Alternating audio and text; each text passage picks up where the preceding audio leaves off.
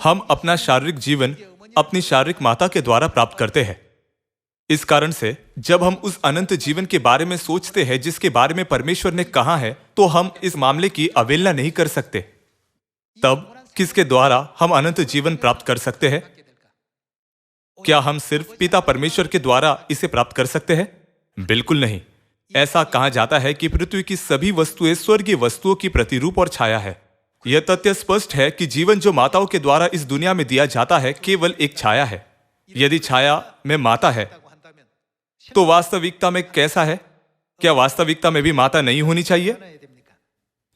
हमें इस मामले की बाइबल के द्वारा पुष्टि करनी चाहिए। जब हम बाइबल की 66 पुस्तकों के द्वारा इस मामले को देखें, तो क्या पिता परमेश्वर ने माता परमेश्वर के अस्तित्व के बारे में गवाही नहीं दी थी? आइए उत्पत्ति अध्याय 1 आयत 26 पर एक नजर डालें। फिर परमेश्वर ने कहा, हम मनुष्य को अपने स्वरूप के अनुसार अपनी समानता में बनाए। परमेश्वर ने कहा, हम मनुष्य को अपने स्वरूप में बनाए। परमेश्वर ने यह नहीं कहा मैं मनुष्य को अपने स्वरूप में बनाऊंगा, लेकिन उन्होंने कहा हम मनुष्य को अपने स्वरूप में बनाए। फिर परमेश्वर ने क्या कहा? अपनी समानता में। उसके बाद परमेश्वर ने क्या कहा? तब परमेश्वर ने मनुष्य को अपने स्वरूप के अनुसार उत्पन्न किया।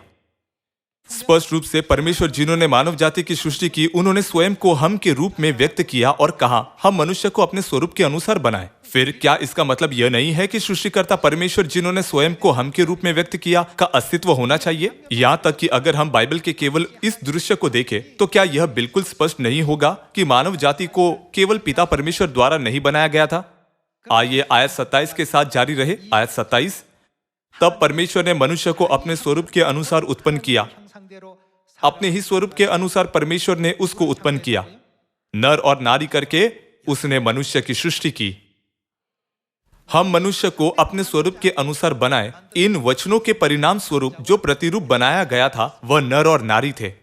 जब यह कहा जाता है हम मनुष्य को अपने स्वरूप में बनाए, क्या यह समझना आसान नहीं है कि परमेश्वर बहुवचन है? इसलिए परमेश्वर के दो स्वरूप क्या है? परमेश्वर के स्वरूप के अनुसार क्या परमेश्वर के स्वरूप में नर और नारी उत्पन्न नहीं हुए थे? सारी मानव जाति परमेश्वर के नर स्वरूप को क्या कहती है? हम उन्हें पिता परमेश्वर कहते हैं। तब सारी मानव जाति को परमेश्वर के नारी स्वरूप को क्या कहना चाहिए? बेशक यह माता परमेश्वर है। परमेश्वर ने इस पृथ्वी पर हर व्यवस्था को अपनी इच्छा और अपनी योजना के अनुसार बनाया है। उसने ऐसा इसलिए किया ताकि हम स्वर्ग की व्यवस्थाओं को समझ सके। वास्तव में वह कौन है जो हमें शारीरिक जीवन देने की क्षमता रखती है? यह कार्य केवल माताएं ही कर सकती है। उसी तरह मानव जाति को किससे आत्मिक जीवन अर्थात अनंत जीवन प्राप्त करना चाहिए? यह माता परमेश्वर के माध्यम से होना चाहिए। क्या हम गलातियों 4 खोले? आइए हम आयत 26 पढ़े। पर ऊपर का अर्थ स्वर्ग है कि यरूशलेम स्वतंत्र है और वह हमारी माता है।